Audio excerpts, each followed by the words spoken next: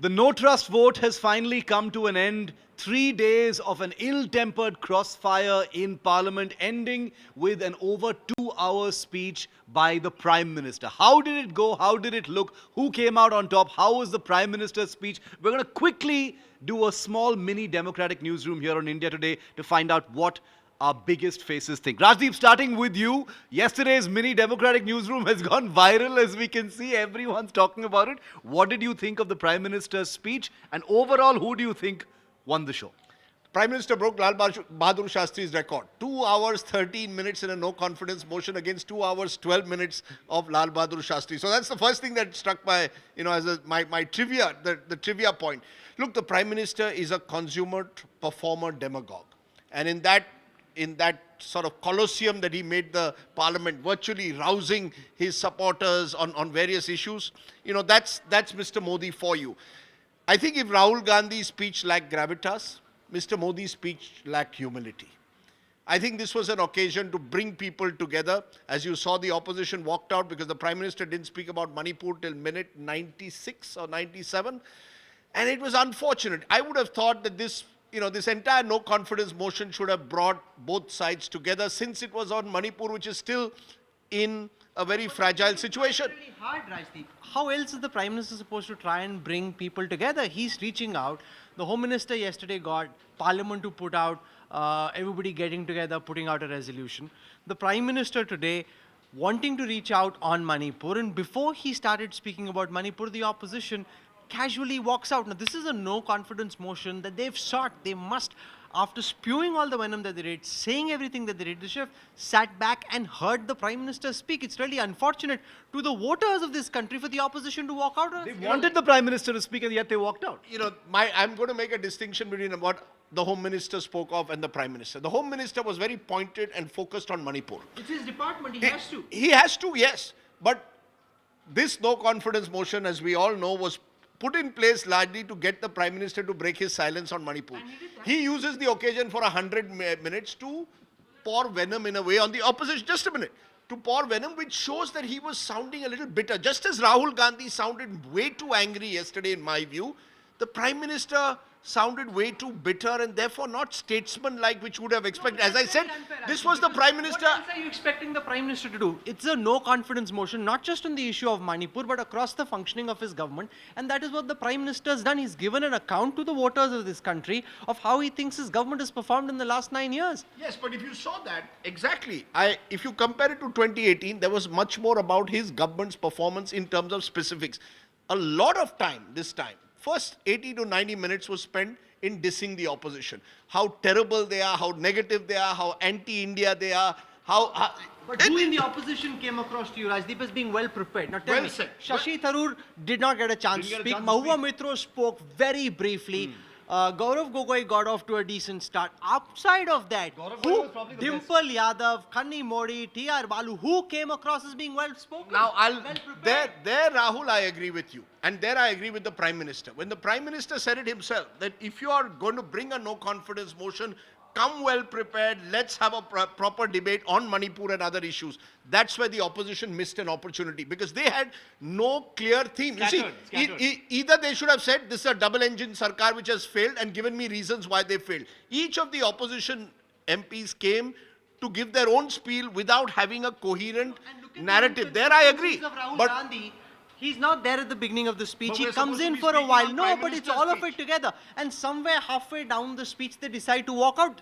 Shiv, we don't know whether he'll speak, when he'll speak. His party is confused. The man seems confused. He's not there. He's in Parliament, not inside the House. When the Prime Minister starts speaking, comes in somewhere in the middle, inexplicably, and then decides they want to leave. Where is the consistency? Couldn't agree more with Rahul on some of these points. Rahul Gandhi should have been there from minute one, listening to the Prime Minister. The art of listening is as important in Parliament as the art of talking. Couldn't agree with him more.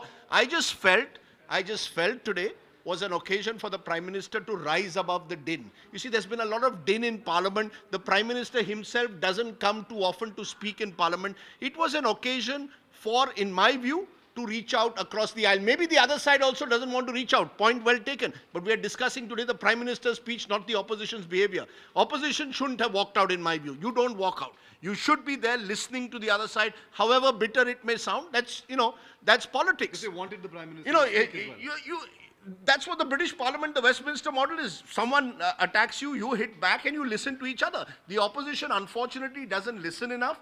But I thought the Prime Minister also demonstrated a little bit of hubris and not enough humility in trying to somewhere say, look, let's find a solution together.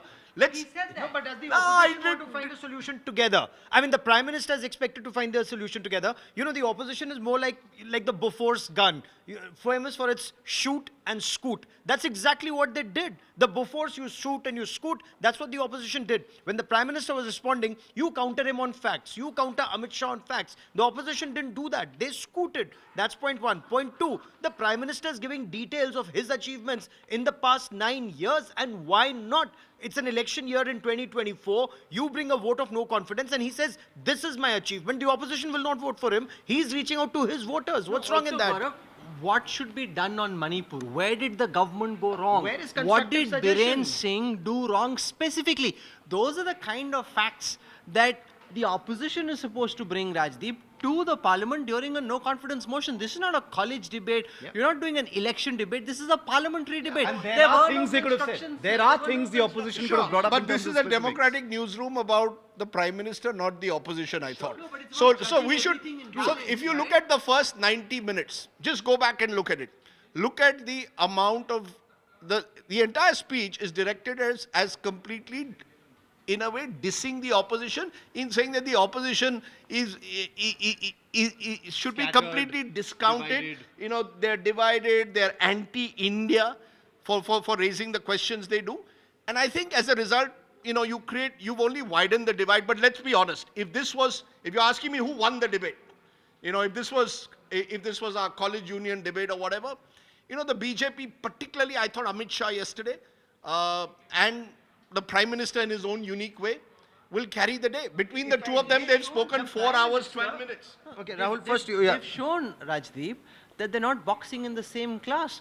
You've got super heavyweight politicians boxing in the super heavyweight category against bantamweight boxers who are not serious about boxing. This is not a fair contest. The But was moment this you supposed- go No, but Rahul, was into the this- boxing ring together, the quality of the boxers is apparent to the country at large. But was this a boxing match or was this supposed to be, I'm asking this question, was this supposed to be about finding a healing touch to Manipur? This entire debate, sadly, a no confidence motion that was brought in with the idea, presumably, of finding a roadmap for the crisis in Manipur, of finding ways in which the sense of parliament could be communicated to Manipur and the people of the country. I don't think it's been done. What has been done at the end of the day, achieved, is only further widening of the already hyper-polarized polity. The Home Minister Home tried that, Minister saying did the that. cookies and the mighty should He come did. together. He did. Let's talk together. You're talking to me separately. Come together. Let's He even have asked for a joint discussion. resolution. At the end, he virtually forced a joint resolution through before the opposition could figure out. He caught them by surprise over there.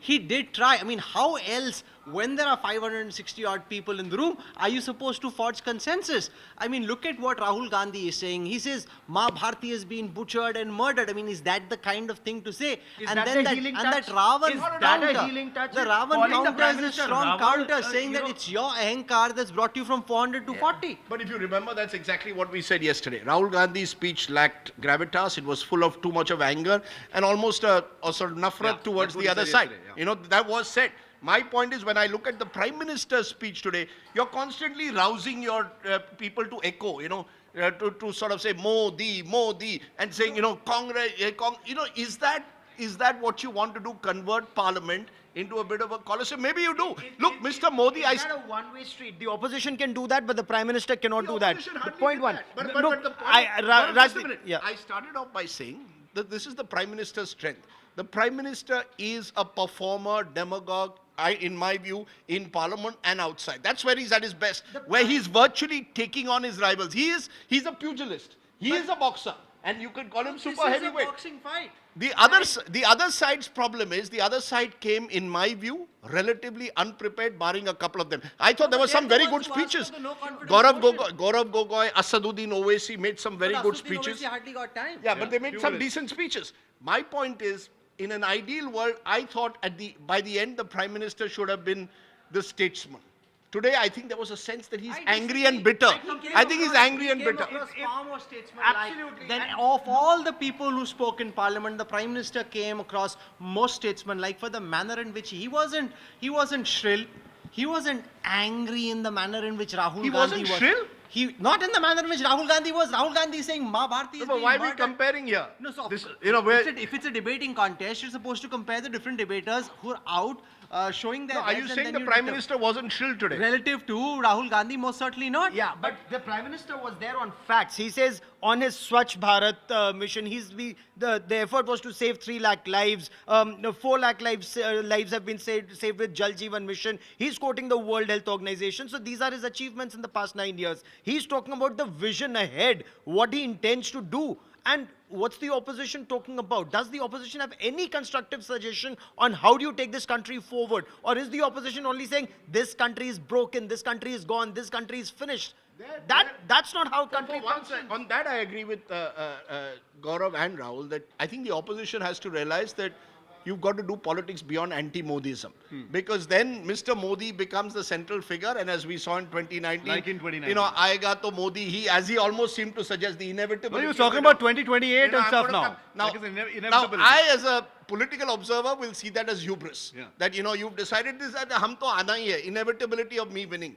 The flip side to that would be to say that, you know, this is a Prime Minister who's extremely self-confident, who believes he's achieved a lot. Look, I think what has happened, let's cut the chase and say this. The divide between the Congress and the Treasury benches is so deep. And it's personal now. Yeah, It's yeah. sadly personal. And it really showed between today. the Gandhi family and the Prime Minister, the way Rahul Gandhi attacked the other side, and today when the Prime Minister attacked, it's become very, very personal. You diss the Prime Minister, you criticize the Prime Minister, fine. Not you, I mean the opposition. But when you say HAL is going down the drain or LIC is going down the drain, Shiv will tell you better than anybody else, is HAL going down the drain? Clearly not. Atmanirbhar Bharat in defense manufacturing is doing well. So if the Prime Minister tom-toms that, why not? But the point I'll make is, I think there are lessons therefore for both the opposition and the government from this debate. The opposition needs to recognize you're going to have to provide a positive roadmap for change, a narrative that goes beyond anti-Modism, because I think that alone can help, can give you half a chance in 2024. And the Prime Minister also has to recognize that this is a country with diversity, where people may have criticisms of you. Some may be invalid, some may be valid. Take people along. When you say sabka saath, sabka vikas, and I'll tell you this, the Prime Minister has done a lot for the Northeast. When he spoke towards the end about it, no doubt, I've seen it myself on the ground. Right. There is a visible change on the ground in the Northeast in the last few years. No doubt about that.